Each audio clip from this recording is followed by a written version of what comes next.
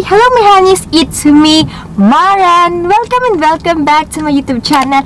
And for tonight's video, kasi gabi na naman at kakatapos ko na lang din ulit mag-practice kasi sasali nga ako sa TikTok competition. So, ayun, kakatapos ko rin. At tinatry ko na talaga na tumingin sa camera. Kasi, try ko lahat ng video ko palagi nakatingin sa screen. Sa screen ako lagi nakatingin, hindi sa inyo. So, ngayon, mag-start na ako nakatingin sa inyo. So, ayun, ngayon lang naman video na ito share ko sa inyo ang update ng sasahod namin at ang tips. At bibigay din ako ng tips kung bakit nakakakuha ako ng extra income. At kung gusto mo ito mapanood, please stay there. Woohoo!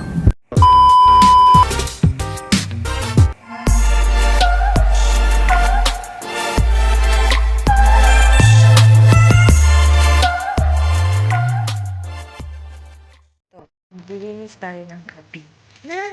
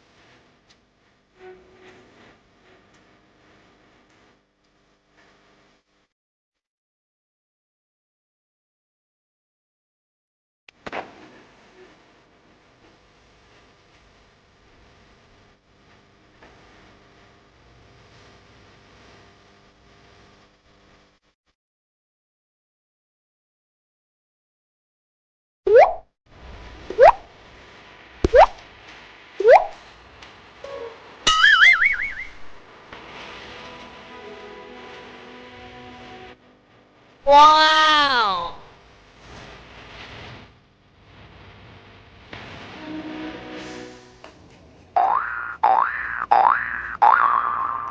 So, ayun, ipinakita ko na din sa inyo yung clips na yun na yun, yung trabaho natin as isang cabin steward na sinasabi ko. So, kung tatanungin nyo Ate Maren, pare-parehas po ba ang sahod ng housekeeping? So, sasagutin natin yan ngayon din mismo. So, no. Nakadepende yan sa country mo. Kasi magkakaiba ang sahod namin. Mas mataas yung sahod namin kaysa sa mga Indonesiano. So, share ko lang din sa inyo na mas mababa, mas malaki yung first na sahod natin. Hindi katulad sa iba nagsimula talaga sa mababa, 'di ba? So ganun. Hindi katulad ng mga kasama ko dito. 6 years na sila nagtatrabaho dito. Tapos ako pangalawa pa lang.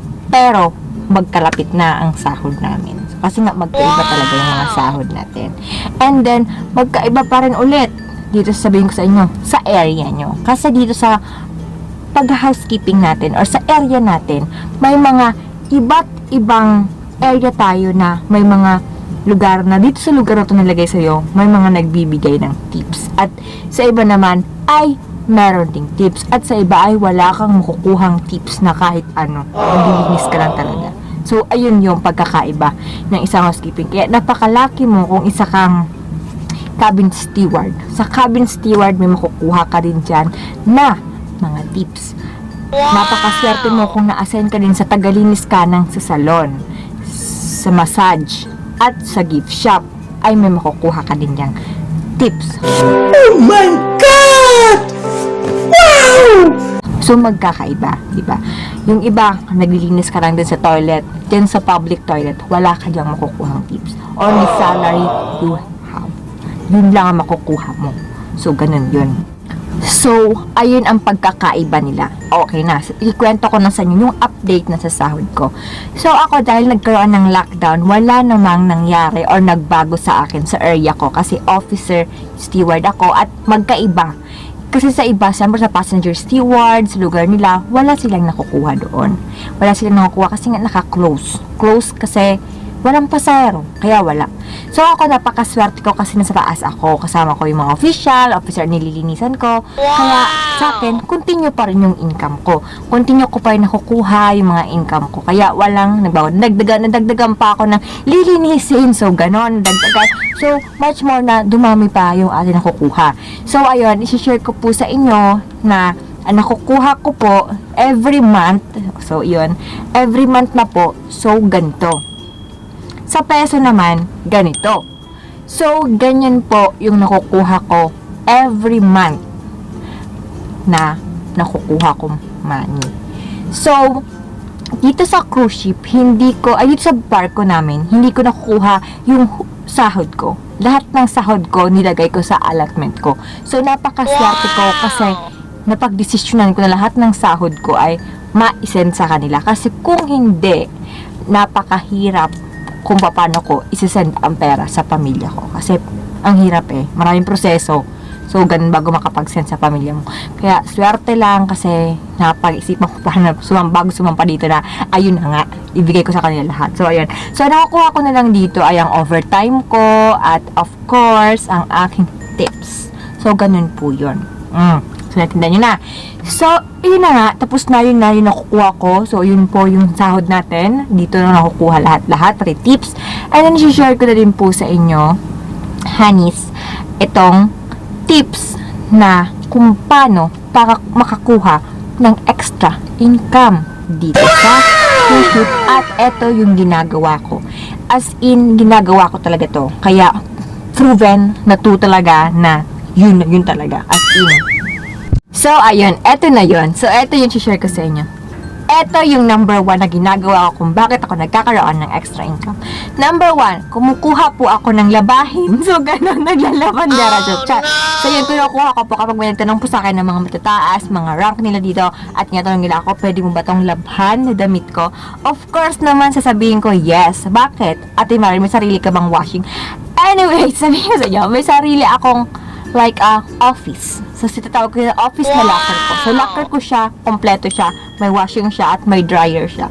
So, doon ko nilalabhan ng mga konting-konting damit nila. Kaya nakakakuha ko ng extra income para hindi ko nagagalaw ang iba ko pang pera. So, ganun yun.